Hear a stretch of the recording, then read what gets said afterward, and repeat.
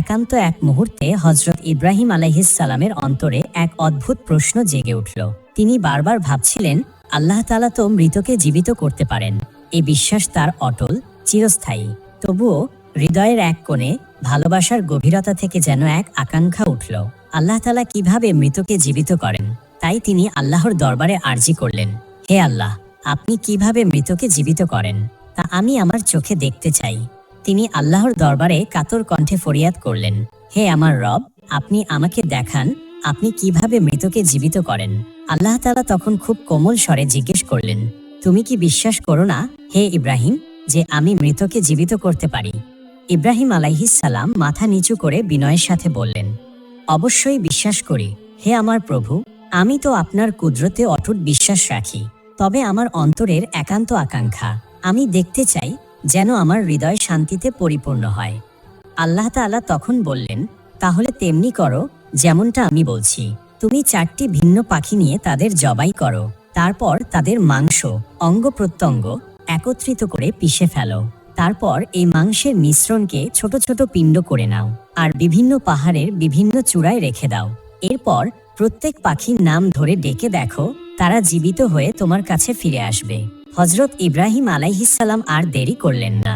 তিনি জোগাড় করে নিলেন 4টি ভিন্ন পাখি, একটি মুরগি, একটি ময়ূর, একটি কাক এবং একটি শকুন। তিনি তাদের আল্লাহর আদেশ অনুযায়ী জবাই করলেন।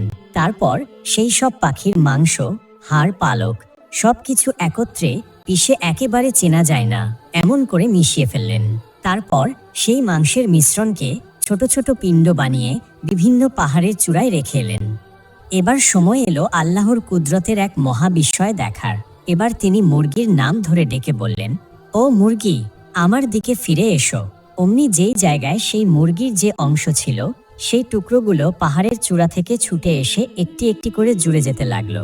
চোখের সামনে কাঁপতে কাঁপতে গড়ে উঠল একটি জীবন্ত মুরগি। সে ছুটে এলো ইব্রাহিম আলাইহিস সালামের পায়ের কাছে। ইব্রাহিম আলাইহিস সালামের চোখ তখন বিস্ময়ে টলমল। আর বিস্ময় কাটতে না কাটতেই তিনি পরের নাম ধরে ডাকলেন, হে ময়ূর, ফিরে এসো। একইভাবে ময়ূরের রঙিন পালক, ছড়ানো দেহাংশ, জয়ন্ত হাড় একত্র হয়ে জীবন্ত হয়ে উঠল এবং সেও ইব্রাহিম আলাইহিস সালামের কাছে ছুটে এলো। তারপর ডাকলেন কাক, তারপর শকুন। এক এক করে 4টি পাখি জীবিত হয়ে তার দিকে ছুটে এলো। এই দৃশ্য, এই অলৌকিক কুদরত, এই বাস্তব চাক্ষুষ সম্মুখে দাঁড়িয়ে হযরত ইব্রাহিম আলাইহিস সালাম আর নিজেকে ধরে রাখতে পারলেন না। তৎক্ষণাৎ তিনি মাটিতে সিজদায় লুটিয়ে পড়লেন। আর এটাই ছিল আজকের ভিডিও। ভিডিওটি যদি আপনাদের ভালো লেগে থাকে তাহলে অবশ্যই লাইক এবং কমেন্ট করুন এবং এমন আরও ভিডিও পেতে আমাদের চ্যানেলটি সাবস্ক্রাইব করুন। আসসালামু আলাইকুম।